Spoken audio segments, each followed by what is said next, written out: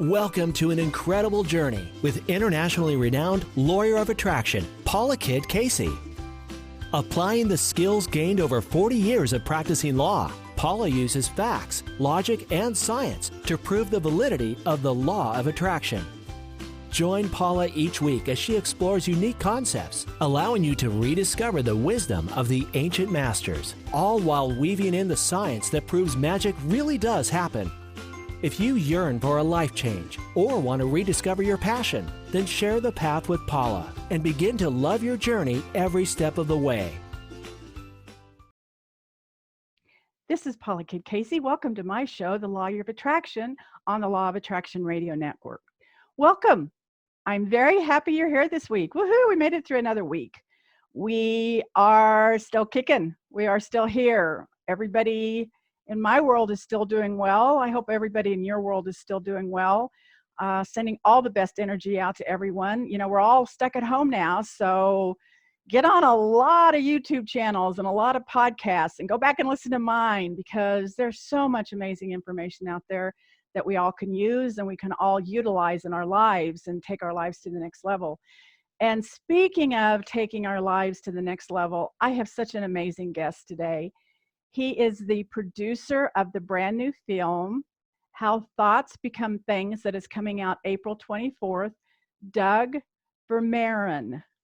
And I cannot tell you how excited I am that I was able to reach out to him and that he agreed to be on my show.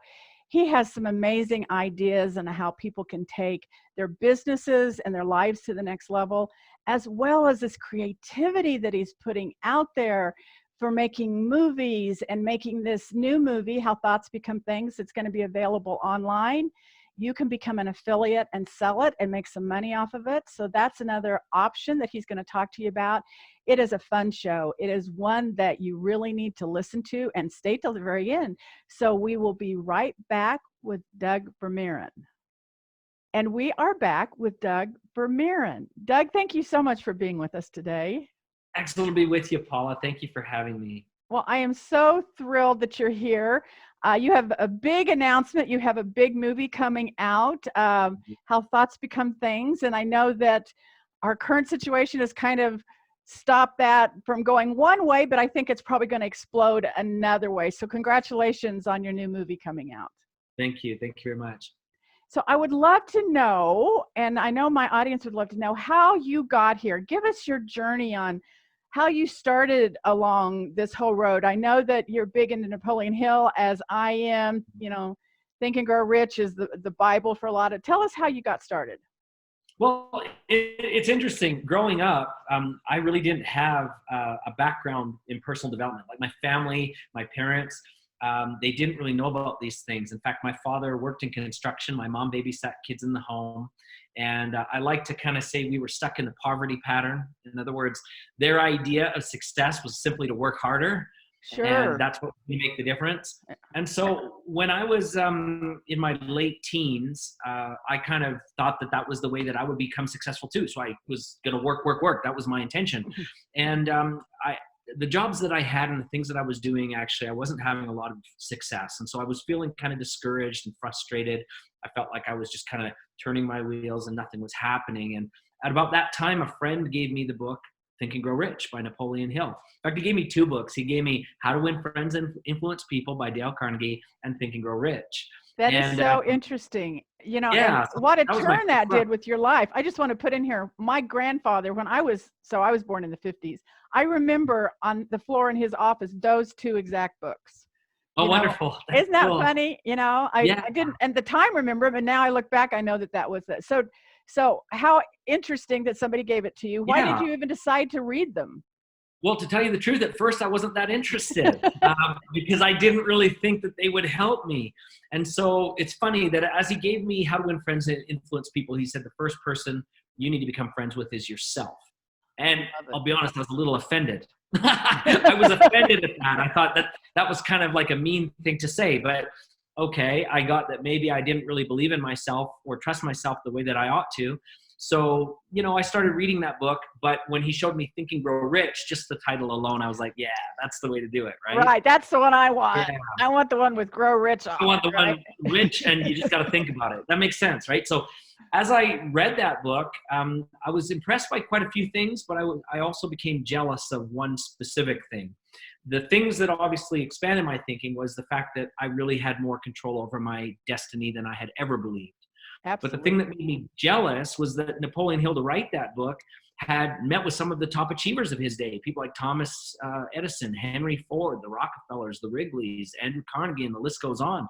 And so I thought that old saying that says, you know, if you hang out with 4 losers, you get to become the 5th. I realized I was hanging out with people that were not lifting me higher. Or maybe you were one of the 4 losers, but we went out of that one. I probably was. I certainly was. And so I really knew that if I wanted to rise to higher levels, I needed to start leveling up who I was learning from and who I was surrounding myself with. But like I said, I didn't know much about personal development. So the only thing I knew was what Napoleon Hill had done. And that was to start surrounding yourself with some of the top achievers. So I started with those that I knew, millionaires that I had access to through either our community or our church or people that I'd known. Now, keeping in mind, my family was not on the same social status with them. So it was kind of an uphill climb to get those introductions. And then from there, what happened is But let me just say how courageous that was. How courageous that was to even ask for introductions. And did you get that through the church? Is that probably? Well, through church and community. But here's the deal is, as a young man doing it, I didn't know that there was such a thing as no. Like, I didn't know people would shoot you down. I hadn't had a lot of rejection yet in life. And so when I went cheerfully optimistic. And the other expectation, right? You expected it to I work expected out, okay. it. But the other thing that was kind of interesting, and this is maybe important for your listeners to understand too, is that I had a mission at that point. I knew what it looked like, and I could articulate it clearly to others. And I've always found since that if you have a goal that is specific and clear, it is attainable and near. And if you can describe it articulately to others and it makes sense, they're more inclined to help you.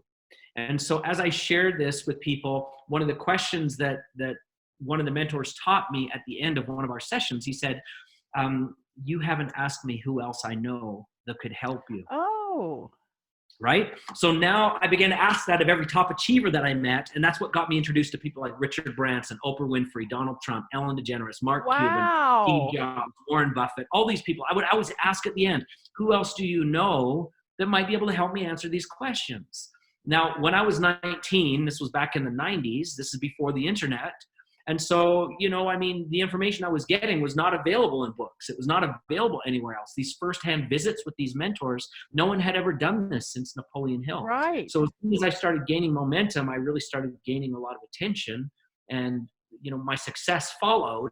So people were now willing to take notice of what I was learning. I love it. And you're called the modern day Napoleon Hill. And now I understand why, because he talked to the top 500 people in his time. And it sounds like, oh my gosh, so did you. So you did that in the 90s. So you've been working on this for 30 years? Seems. And I'm still doing it now, by the way. Sure. I'm still seeking out those leaders to interview and so forth. And the kind of neat thing about this is right now, like most of my work, I do a lot of work with entrepreneurs and people who are, you know, they've got an idea, they want to start a business or they want to grow their life or whatever. And so what I've done, because I've got these relationships with the top achievers, some of the biggest brands in the world, we actually have brought them on as faculty into my program.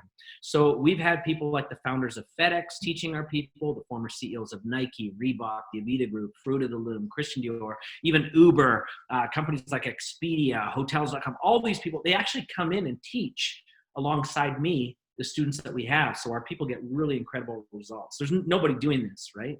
That is brilliant. And that is so amazing that you are offering that to the people that you coach. So, so go back to in the 90s, after you started talking to all these people, what did you do with that information? Well, you know, the first thing that I did is, how do we say, I don't want to say that I played dumb, but I kind of did, because I wanted the help of these mentors to help me. I honestly didn't really know what to do with not only the information, but as people started asking me now, come out and speak to our group. Well, I came out and I'd speak, and I really enjoyed the idea of speaking and training. But I didn't know you could do that as a business. And I also didn't know any speakers. And I kind of say jokingly, thank goodness I didn't know any speakers because they're all broke. Had I gotten advice from these speakers and coaches, I would have gotten bad advice. So I would turn to, say, for example, Frank McGuire, who's the former VP of marketing for all of KFC, or he was one of the 4 founders of Federal Express. And I would say to him stuff like, how do you build a speaking business? If I want to start teaching this, how would you do it? And so in a very, very short space of time, I went to $1.6 million inside of 6 months using their strategies to grow my business. That's about $9,000 a day. And I had other business ventures too that I started bringing in. And so, I know we look at Tony Robbins and think he's made this enormous amount of money over his career, but he didn't do it out of the gate. I did. And so just the approach that we did was very, very different from what anyone else in the industry is doing. And then I shifted in terms of, like, I didn't really want to make my primary income as a speaker. And there's a couple reasons for that. And I guess, but that's what you made your money from the first 6 months, was being a speaker. Well, I started doing that. Then I got involved in what we call business, real estate, investment, intellectual property, and your networks. Those are where all money is always going to be made. But one of the reasons I share that I don't make all my money from speaking is because I know there's a lot of guys that are out there right now selling programs that I can help you do this, I can help you do that. Right. But the truth is, if you look at the real sort of due diligence behind it, the real truth of what's going on is they made their money as a speaker, not in the real world. They made money selling you programs. Right. So for them to teach you how to make money isn't really an honest thing. It's not full of integrity because they don't really know how to make money outside of personal development. So when it comes to, say, for example, let's say you come to me for coaching and you're opening a bakery or something, for example. Mm-hmm. Well, the truth is I can actually turn to one of my top achievers that have done that, and together we can help you because they've accomplished a multi-million-dollar international business as a bakery, for example.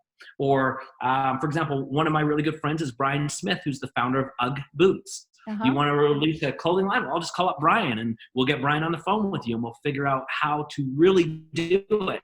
I'm not speaking as now a seminar salesperson. We're here as business consultants that have really done big business before. How inspirational. And it's also transformational, because you're taking people that aren't something and you're turning them into something they are, instead of, because, words don't teach, experience teaches. And you're bringing that experience to the party when you're helping people.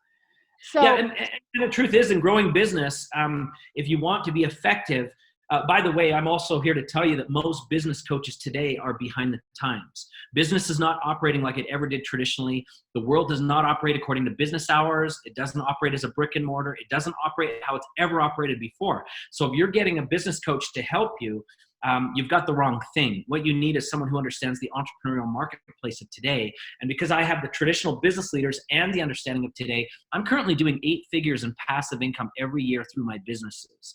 And there's nobody else today in the personal development space at all who's doing that. There's just nobody. And I don't say that to like brag. I'm saying I want you to get results. Motivation isn't your goal. Results is. And if you've got a business, you've got to understand how to be in today's marketplace and get the results that you need. Especially in today's marketplace, when because I know we've got a new normal out there, but I'm sure you're going to tell everybody that there's still a lot of opportunity. In fact, maybe even more so. We were talking about that before we really got on, that things in certain areas are actually speeding up. Do you find that, especially with our stay-at-home orders? 100%. It's all exploding. And here's the other thing too, just to kind of point out, I know there's a lot of so-called business gurus online right now that are telling you got to hustle, you got to grind, you got to get the side hustle. But the problem is they're not telling you what to do during that time, right? Right. And the object of business is not to be busy. It's not to build yourself a prison where you've got to work more, because that's just an extra job. What you need to be doing is learning the systems that while you're hustling, you're building things that build you not only your profits, but also your freedom. And that's the thing that most of these guys are missing. They just don't understand how to do it.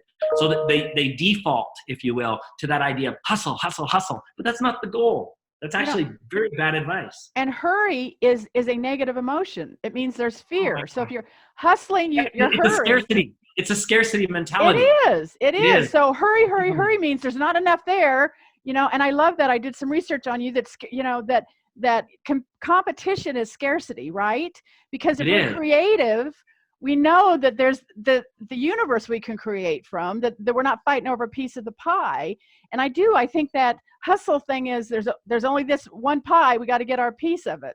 So give us some ideas. Go ahead. Even that saying, actually, I was talking with my son about this, even this idea where they say, if you're not first, you're last. That's actually totally scarcity mindset. Absolutely. And it doesn't work. The truth of it is you've heard the saying that says, nice guys finish last.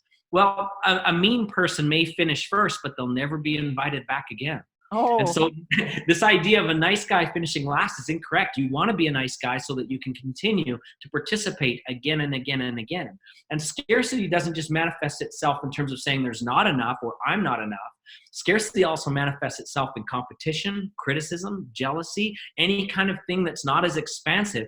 That's a form of scarcity thinking. And all big business is not based on scarcity. It's based on synergy and collaboration.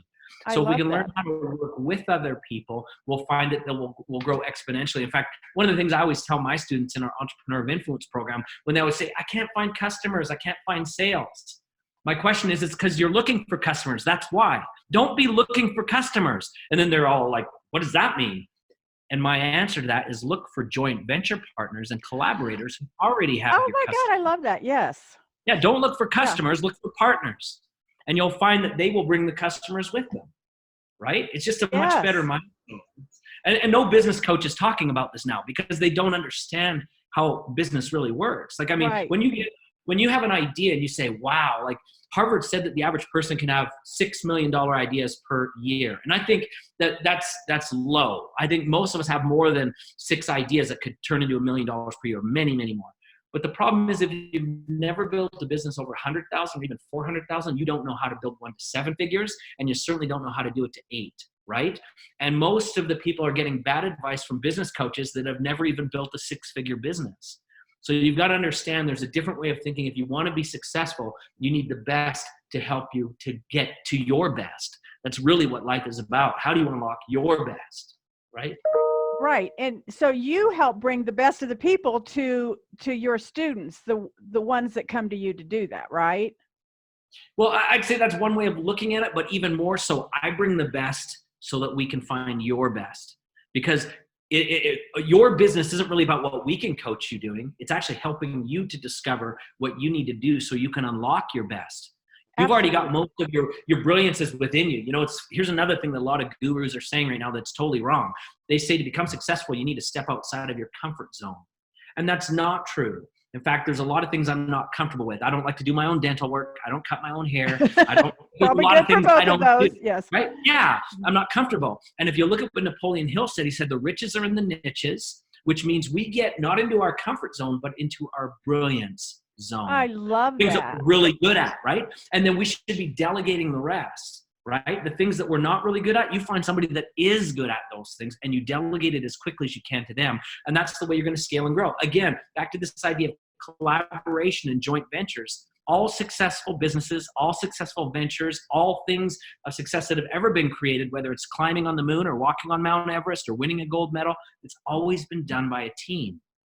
So you'll never do it by yourself. You need the right team around you. And don't settle for people that don't recognize your best or can't give you something that allows your best to expand.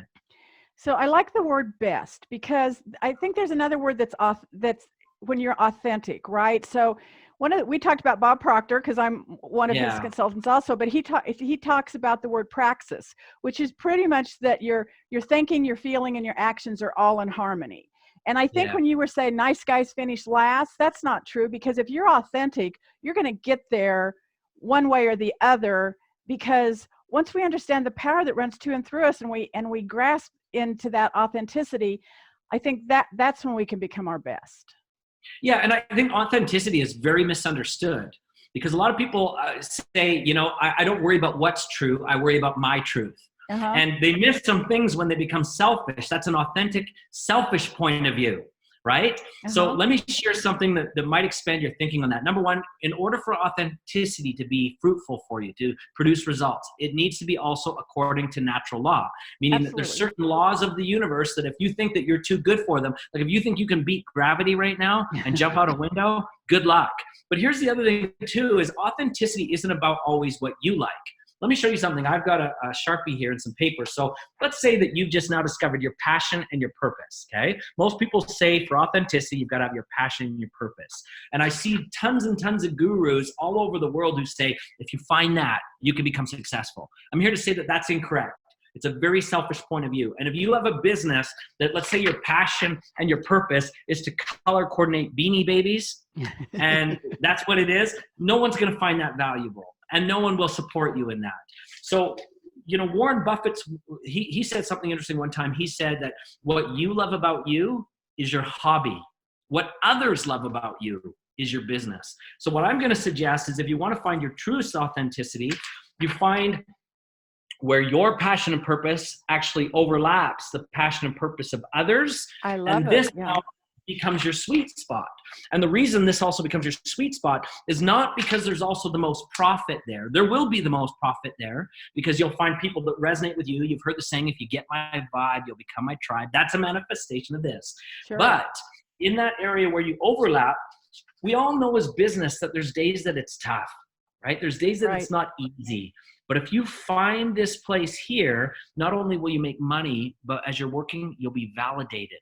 People will recognize the value of what you bring to your marketplace, and they'll support that, and you'll feel encouraged, and you'll be able to keep going, and you will literally be able to rise as a leader. You will be able to learn every day. You'll give the commitment every day to become better in your field because it resonates with people and they validate it. And I think that's an important part of authenticity that most people don't understand. That's amazing. So let's talk about, for those on the radio, he's got two circles. So it's kind of a Venn diagram. So you've kind of got two overlapping circles.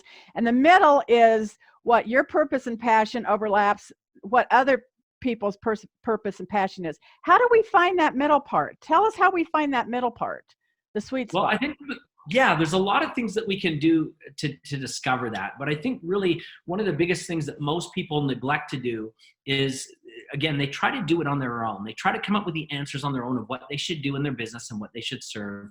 And I think the key to it is asking questions of those that you're going to serve. Let me use another example. We hear of a lot of people who say, I'm going to write a book, and then they go lock themselves in a hotel room out in Maui somewhere, and they spend 2-3 weeks writing a book, and then they come out and they try to sell it to everybody, but no one wants it, and it ends up sitting in their garage. And they're like, oh, well, I spent all this time writing a book. Why doesn't anybody want it? The better way to write the book would be to start by asking what those you serve need to solve. What are their problems? What are their concerns? What are their challenges? What are their hopes and fears? What are their dreams? And then where that overlap is, that's where we're going to direct our efforts. So in other words, every book that you ever write should technically be co-written. It should be you and those you serve writing the book, right?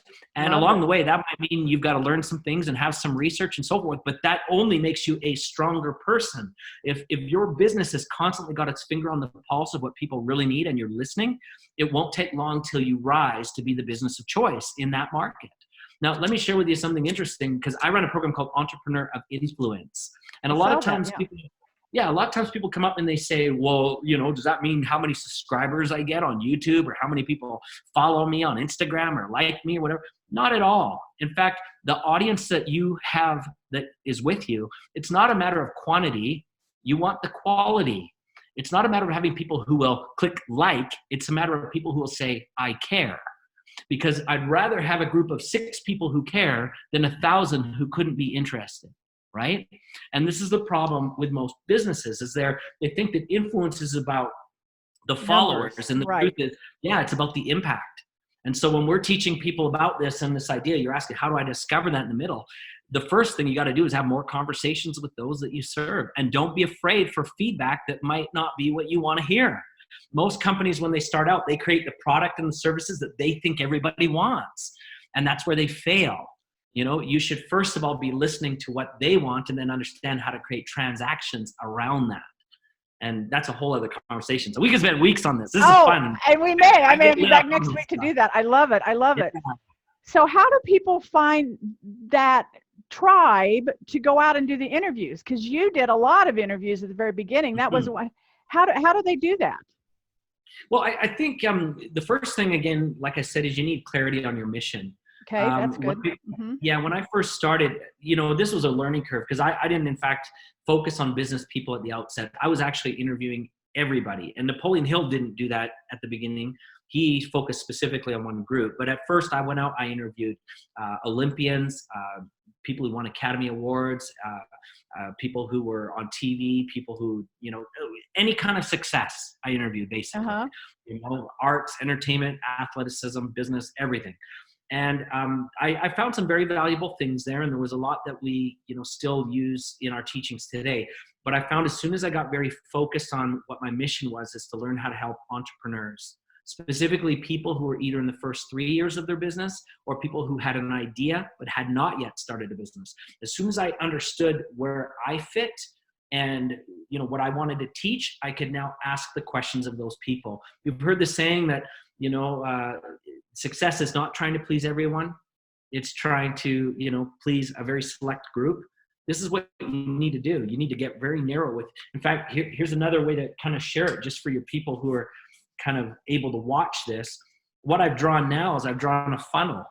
And the problem with most people is they try to serve everybody. They say at the top of the funnel, the big lip, the cup.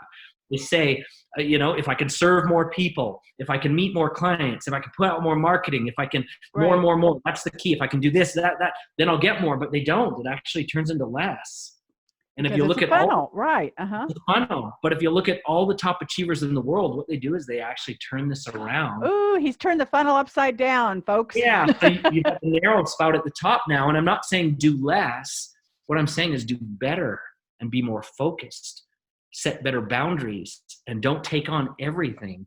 And you'll find that you get more. Again, it's that idea we just talked about where the riches are in the niches. You find your brilliance zone, you get into it, you develop it, and you focus on narrow things rather than trying to be a master of all things, like a jack of all trades. You become very specific. Yeah, we're no longer generalized. We're specific to who and what we serve.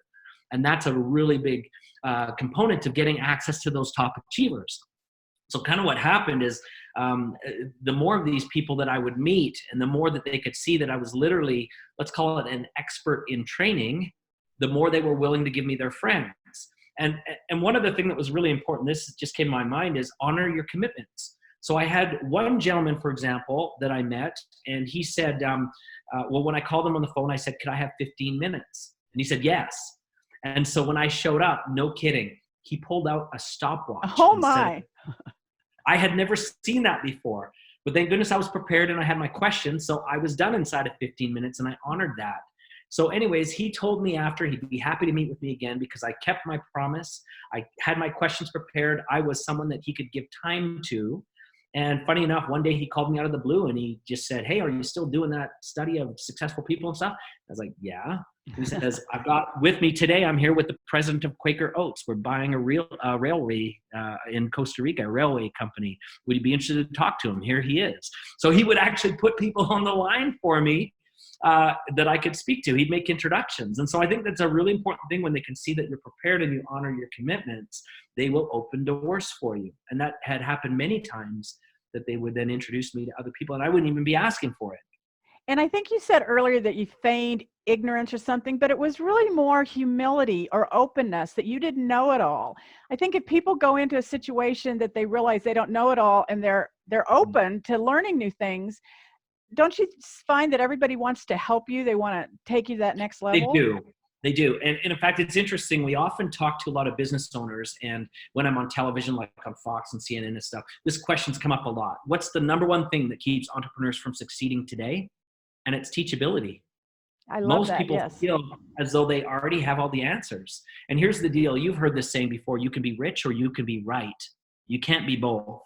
And if you choose to be right, your ego will prevent you from receiving what needs to expand. And any company or organization or individual that feels that they've learned it all already, they're becoming obsolete. With everything they feel like they've learned already, they become more and more obsolete. Look at Blockbuster Video. They figured they had it all figured out. And in the end, they had shut their doors. They couldn't even compete, right?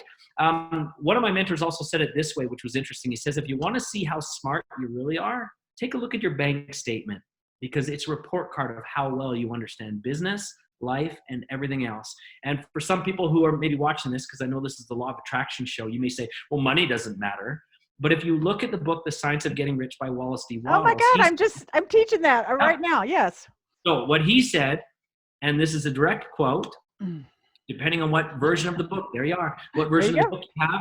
This is on about page 10 or 11. He says, whatever may be said in praise of poverty, the Yes. fact remains that a person is not truly successful until they are rich. So in other words, if you want the law of abundance or the law of attraction to attract abundance into your life, it will manifest itself in every way. And your bank statement will be affected by it. So if you think you're abundant, but you're broke, you're lying to yourself.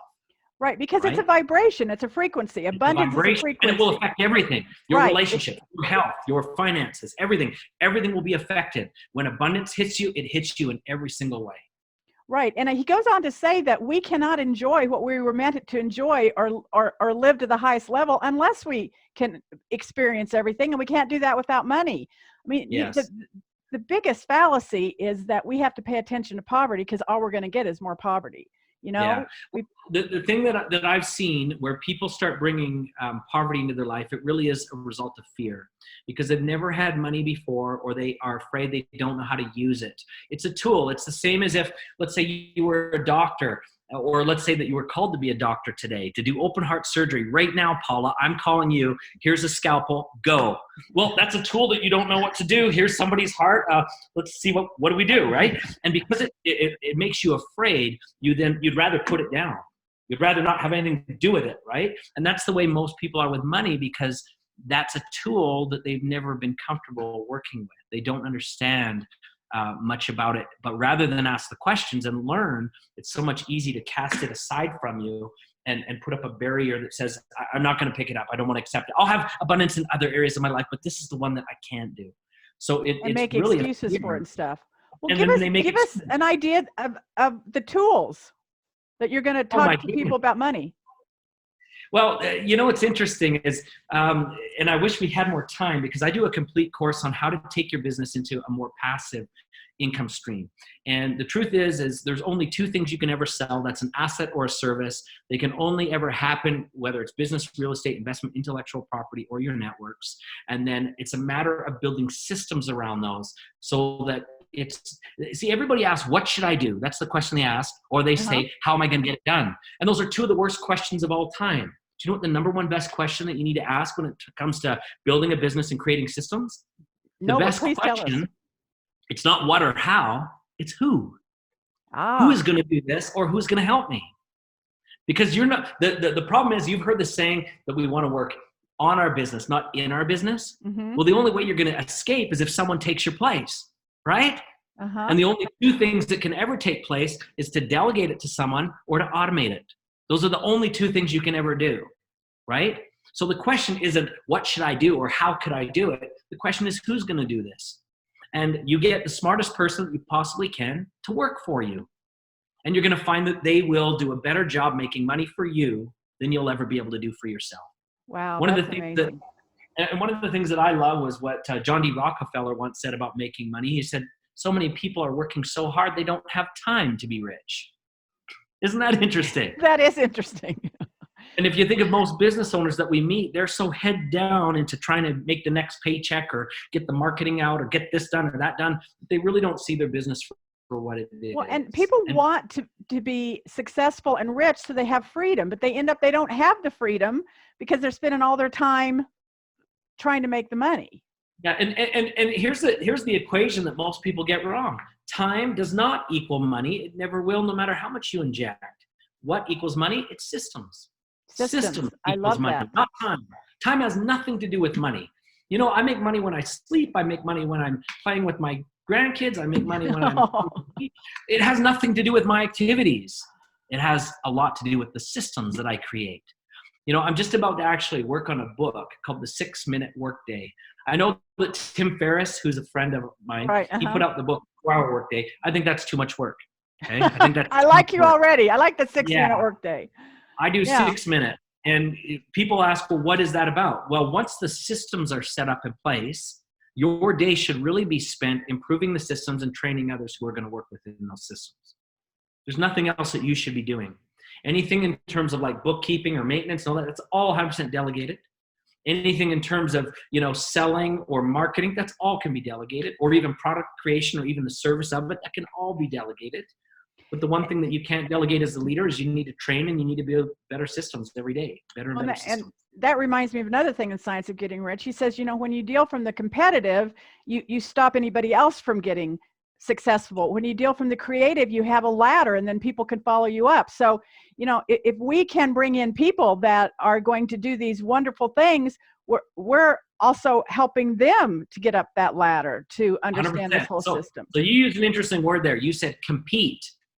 Now, you remember earlier, I also talked about collaboration and joint ventures. Right. And that's where you go for your customers. So let's take a look at this word compete. That's the word compete. COMPETE.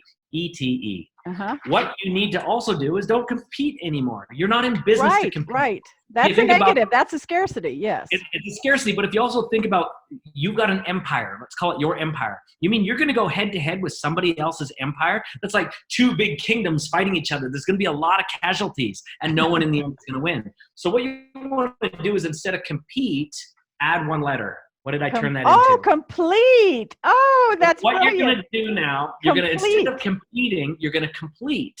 So you're going to look at those that are in your marketplace, and you're going to say, what are they not doing? Where are they not serving? Who are they not helping? But then remember, they've got customers already, right? So now you're going to say, how can I joint venture with them to leverage something that will create something bigger for the two of us? How can we create synergy so what they're lacking, I can complete? And what I'm lacking, they can complete, and together we can serve at a much higher level, and both of us will win. In fact, one of my mentors said it this way: what would you rather have? A complete grape, a little green grape, or would you have half a watermelon? Well, I'd take half the watermelon because it's so much bigger. But half a watermelon means I need an extra hand to carry it, right? So we look for ways that we can complete and work with people rather than compete against them. There's no value in competing. And that is such an important part. And that brings us kind of into the law of attraction, because whatever we put out there, we're going to get back. And if we're on a competitive edge, that's all we're going to get is other people competing with us. So when we want to be creative, we know that comes from a higher source. Tell us about how all of this led into the movie that's coming out, how thoughts became things. Thank you. And how that came together. Well, this isn't actually my first movie. This is actually I saw that, the Opus, right? Yeah. I found that one. Yeah. Yeah. So as I was doing my interviews with the top achievers way back in the 90s and stuff, I actually had already met most of the people that you saw in the original movie, The Secret, in 2006. And a lot of my background is film and TV. So kind of what happened is, when The Secret came out, I had already had ideas to make a movie. A lot of the, at the time, DVD stores, and they didn't have a place for personal development documentaries. Right. They just didn't know where to put them, even in a category. And so everyone had always said, no, there's no market for this. No one's interested in a movie about how to get to your goal. Or how to get rich. How to be happy. No one's interested in that. And so I tried, but no one was responsive. But then all of a sudden, What the Bleep came out, and The Secret came out, and a few other films like that. And suddenly everyone was interested. But I already knew the people. So I called them all back, and we made a movie. My first movie, The Opus. Random House did 23 languages worldwide with the book. Wow. Featured Jack Canfield was in it, Mark Victor Hansen, Joe Vitale, Marcy Shimoff, Morris Goodman, Bob Doyle, John DeMartini, many of these guys. And so that was a really fabulous movie. It's now rated among 3 personal development movies of all time. Wow. So because that movie did so well, we were invited back to do a few others. So my second movie was called The Gratitude Experiment. And interestingly enough, when I went and did the success interviews, one of the things that I found to be very different than what most personal development people were teaching about success, and many of the books, like if you read the books on success, they always talk about goal setting, time management, and all these things. But there's one principle that the top achievers talked about always that is never in those books, and that's gratitude. Gratitude. Yeah. Highest level of energy you can be on. 100%. Yeah. So I decided to make a movie on that. And in that movie, we brought Bob Proctor, Mary Morrissey, Marie Diamond, John Gray, who did Men Are From Mars, just the whole gang again. And that movie did really, really well for us. And it's in the top 10 right now. And then we did another one called The Treasure Map, which focuses on the mindset of abundance and the law of attraction, but a lot of practical strategies that you can use, how to get to 7 and 8 figures. And in there, again, just a ton of really great people like So now, are these available like on Amazon? Are these available somewhere people can get those? Yes, free? yes, they're all online. You can either get them, through my website, or if you just Google things like the Opus movie, you're going to run into it. Okay. And you'll find them all. But kind of what was interesting is as we did those movies, there's always been a couple of big questions that I still wanted to answer.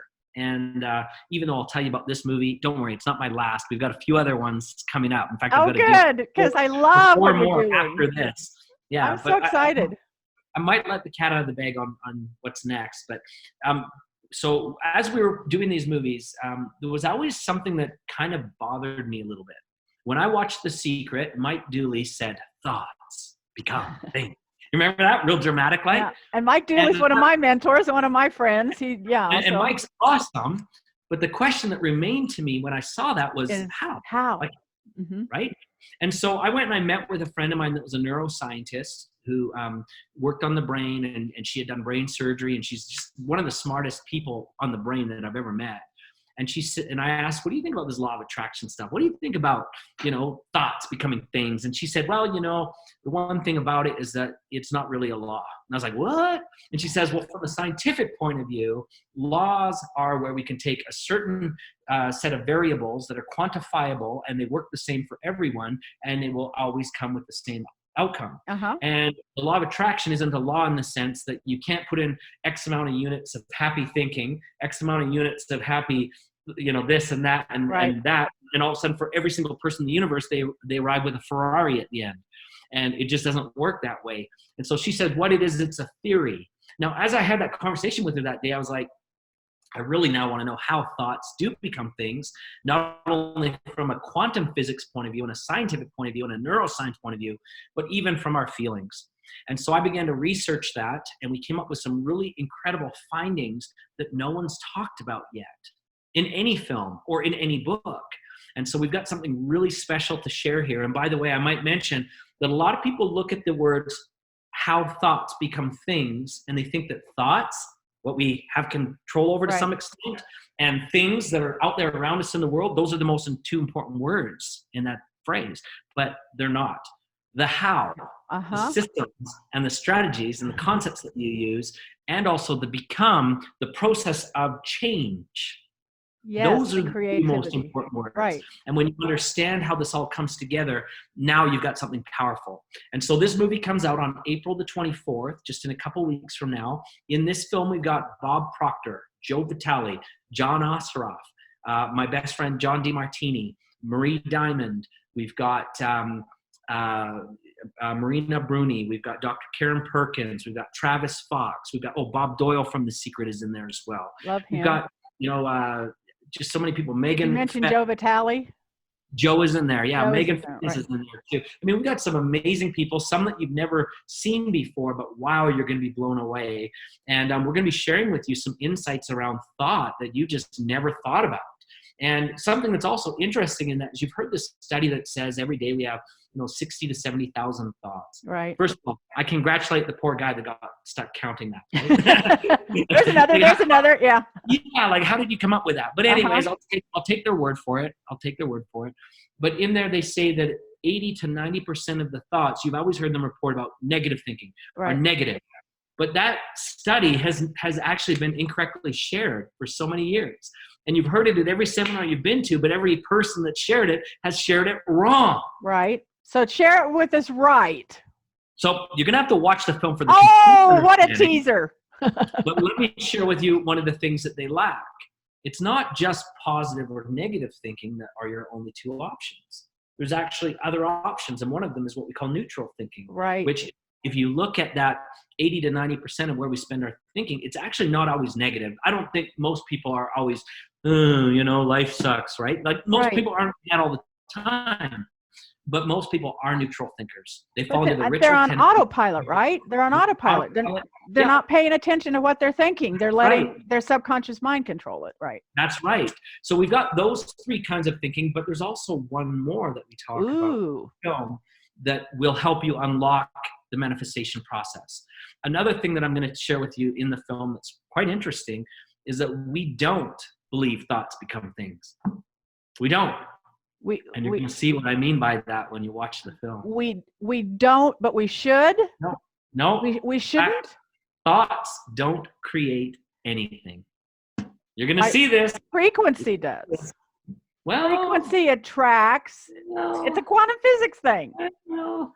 You're going to have to watch the film and see. Oh, okay. So how do they watch the film? It'll surprise you, but you'll also go, wow, okay, I can see that. But now because I see it, I can access it. Right? Right. Because if we don't know what we don't know, how do we ever put that into 100%. our lives? You know? So you've asked how you can watch the film. Yes. And I'll even show something a little bit cooler than even just watching it. Because what we're doing, obviously, is we're giving those that resonate with this material the opportunity to participate. You remember when The Secret came out, lots of people got involved, but not everybody made a lot of money on it, right? Like everybody's happy to tell their friends, but The Secret didn't pay you to do that. We want to pay you to do that. And so right now we've also got an affiliate program for those who are interested to spread the message and maybe even want to coach this or share it with others. We have a really cool compensation structure, and we're going to help you make a lot of abundance in your life just sharing the movie. So the way that's just what you talked about, right? Is a co-venture, is completing this whole thing. Yeah. So we're looking for partners. You want to join with us? You like our energy? You like people like Bob and Joe and John and all these guys? Come and join us. So here's kind of what you need to do. Your first step, head over to www.howthoughtsbecomethings.com.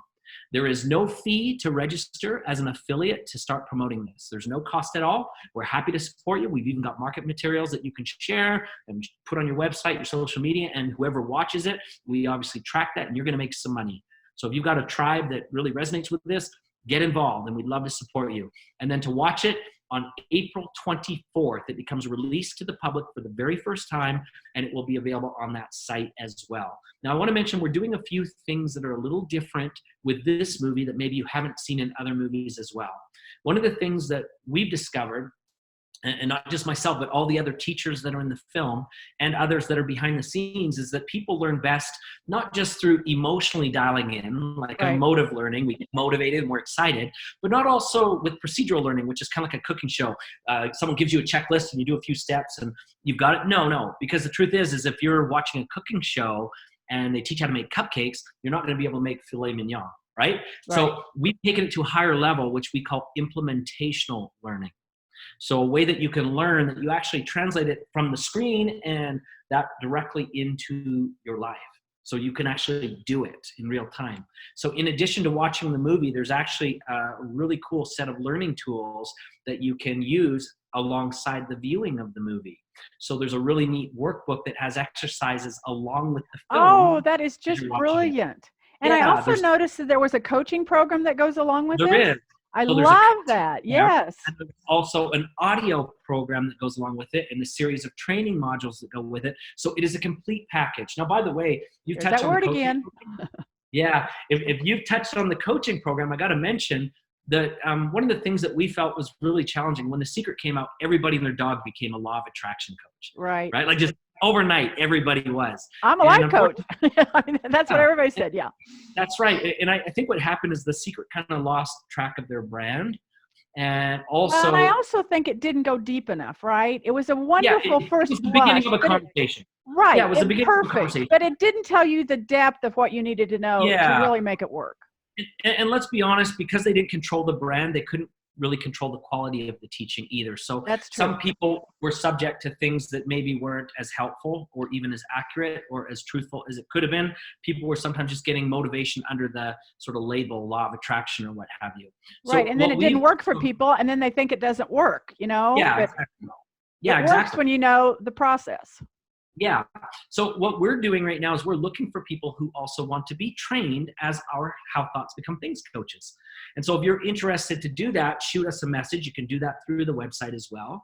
And we have a very in-depth curriculum where you can learn about what we are presenting in the film, obviously talking about how thoughts will generate manifestation in your life, and not just from, let's call it the sort of the quantum approach, but from some very factual science, from some neuroscience that most people are not aware of. In fact, something that's really interesting is that one of the neuroscientists that I was talking with had mentioned to me that, get this, 98% of what we've learned about the brain has changed in the last 10 years. Isn't that amazing?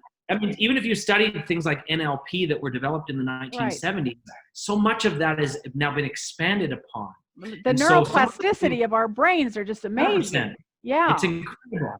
And so if you teach this kind of stuff in any way, shape, or form, you would find becoming one of our coaches will add an instant power and fuel to what you're doing that no one else has on the world right now to be able to teach to the public. So this is a really interesting time that we live in, that you can actually gain this advantage in your own practice as a coach or a speaker to become a certified, authorized How Thoughts Become Things trainer. So this can be in addition to your own coaching program. This can be in addition to one that you're already involved in. Yes. And you know what's really kind of cool about this is we're already getting requests from different groups around the world to have speakers from the film come out. And the truth is, you know, I'm busy, Bob Proctor's busy, Joe's busy, and we can't always send people out, right? Like John DeMartini's got a massive schedule. Right. It's just oftentimes our schedules are jam-packed 3 years, 4 years in advance. And so when you become one of our certified trainers, we have already leads that we can share with you of people that want to have you either come out and speak, or people that want to coach, or people that have inquired through the website and they want to learn. And so we'd love to support you as you support the film. We've got opportunities. I love the energy and the creativity and how you're sharing, because once again, there's not just one pie we're all fighting over. You know, this new information age, there's so much that we can share with other people and that we can do co-ventures with other people. I just think what you're doing is so needed, so transformational, so brilliant. I appreciate everything. And that so you're fun. doing. And so so fun. Isn't it fun? Yes, it is. And this shit works. Can I quote you on that? I love you it. May. I love that. That's what my husband. On the front of the book. It's I really. Go in front of the book. Paula says this shit works, so you got to take it. Well, I want to thank you so much. I don't want to let you go. I want to have you back on as soon as I can, but I want you to tell everybody how they get a hold of you, howthoughtsbecomethings.com, but also you personally. Do you have a website they can get a hold of? I know you're on Facebook. Yeah, and you know what? If you resonate with us, there's definitely programs that we have, but I'm going to invite you to actually just check out a lot of our free resources at first. We've got so much that's available for free. So if you go onto YouTube, I've got a channel that's there. Just Douglas Vermeeren, type that in, you'll come up with my channel, and there's, you know, appearances on Fox, CNN, NBC, ABC, all the big media, but also tons of the daily stuff that I do. I do a daily video for Entrepreneur of Influence. We also have a podcast, Entrepreneur of Influence. You just got to Google it, Entrepreneur of Influence podcast. Also on social media, on Instagram, just type in my name, Douglas Vermeeren, you're going to find me. Every day also on Instagram, we've got some really cool things that we're sharing, which is quotes and wisdom from some of the top of the 400 achievers that I interviewed. So if you're in business and you even just want a quick blast of wisdom, Instagram is a really great place to get that from us. And I want to say I got on your YouTube, and there's some very inspirational things that you're sharing with people about the time that we're in right now. And they're short and they're inspirational, and go look him up on YouTube because it's amazing. So I want to thank you so much for being on my show. I had such a good time. I just love what you're sharing, and you're making a huge difference in the world. So thank you so much for being on my show. And thank you for having me. It's been fun. It's been fun. Thank you so much. And we will be right back. And we are back. I was so impressed with all the information that he presented to us, and that all the opportunities there are out there for all of you that want to take your lives to the next level, or maybe start coaching on your own. So please look him up. Please watch the movie. Please get on my website and you can find the movie there, Paula Kidd Casey, or lawyerofattraction.com. Either one, it'll be available on that. As well as, I would love to have you reach out and put out any question or information that you would like for me to talk about on my radio show. Paula at paulakiddcasey.com is a good way to get a hold of me. There's a great 7-day magic of intention that is on my website. And basically it's 7 days of you get a email every day. It takes about 30 seconds to read, but it helps get you in that frame of mind that when you understand an intention is the next important thing in your life, it can change your lives. So I want to thank you for being here today. I want to thank Doug for being on our show today. It was amazing. It gave me a lot of things to think about. I hope it did you.